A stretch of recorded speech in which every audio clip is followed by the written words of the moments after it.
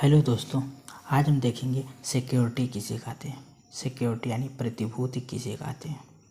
तो जब हम किसी से भी लोन या उधार लेते हैं उसके बदले हमें कुछ सिक्योरिटी रखना पड़ता है। क्या सिक्योरिटी रखना पड़ता है। तो इसकी तो आपसे डिफिनीशन बनाते हैं कि किसी वस्तु या दस्तावेज के आधार पर वित्त एकत्रित किया जाता है, उसको सिक्योरिटी कहते हैं।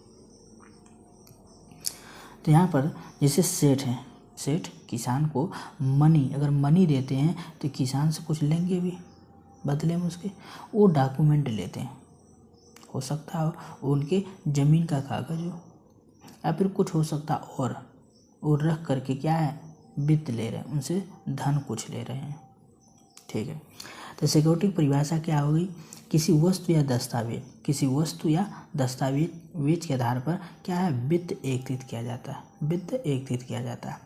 यहाँ पर सेठ की जगह अगर बैंक भी रहता तो भी क्या कुछ डॉक्यूमेंट वगैरह लेता है। जब हम जाते हैं बैंक से क्या लोन लेने के लिए तो बैंक भी कुछ डॉक्यूमेंट वगैरह हमसे लेता है, तब फिर हमें वो लोन देता है।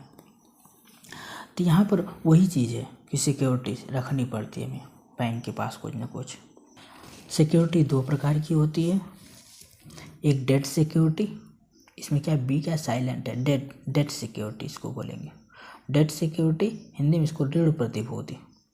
तो डेट सिक्योरिटी पर ब्याज दिया जाता है। डेट सिक्योरिटी पर ब्याज दिया जाता है। बैंक से हम जो ऋण लेते हैं उस पर क्या देते हैं, ब्याज देते हैं। दूसरा हो गया शेयर सिक्योरिटी अंश प्रतिभूति, इस पर लाभांश दिया जाता है। इस पर क्या दिया जाता है, लाभांश दिया जाता है। जैसे दो से अधिक लोग मिल करके किसी बिजनेस किए हैं तो उस पर क्या दिया जाता है, लाभांश दिया जाता है। एक कक्षा में हम लोगों ने एक चार्ट के माध्यम से रेपो रेट और रिवर्स रेपो रेट को जानने की कोशिश किया था। यहाँ पर थोड़ा उसके बारे में विस्तार से जानेंगे। तो तरलता समायोजन सुविधा यानी लिक्विडिटी एडजस्टमेंट फैसिलिटी LAF के अंतर्गत दो आते हैं। LAF के अंतर्गत दो उपकरण आते हैं, एक रेपो रेट, दूसरा रिवर्स रेपो रेट। ये अल्पकालिक अवधि के लिए होता है।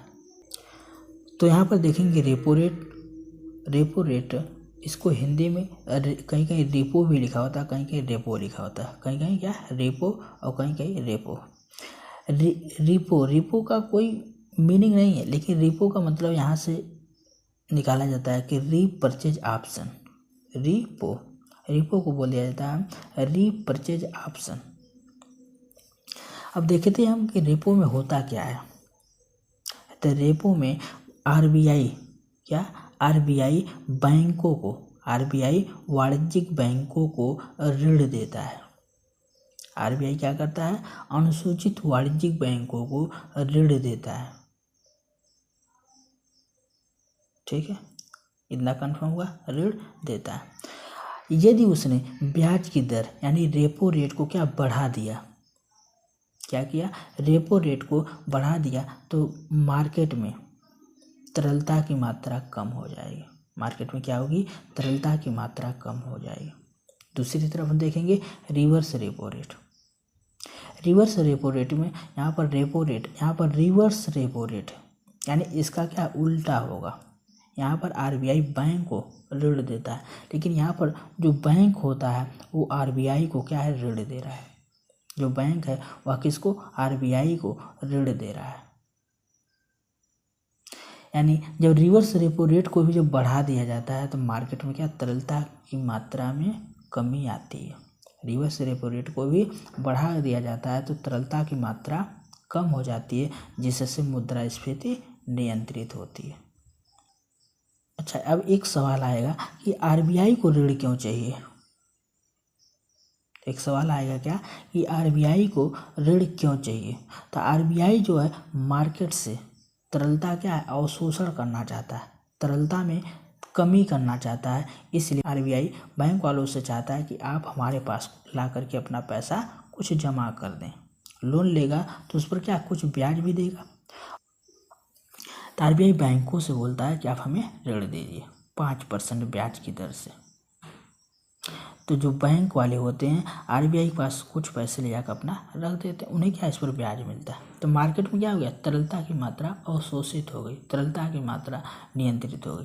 अच्छा, बैंक वाले तो स्वतंत्र आरबीआई के पास, आरबीआई को ऋण दें या फिर ना दें, क्योंकि जब वो पब्लिक को देते हैं, पब्लिक को भी दे सकते हैं, पब्लिक को दे करके अपना कमा रहे हैं।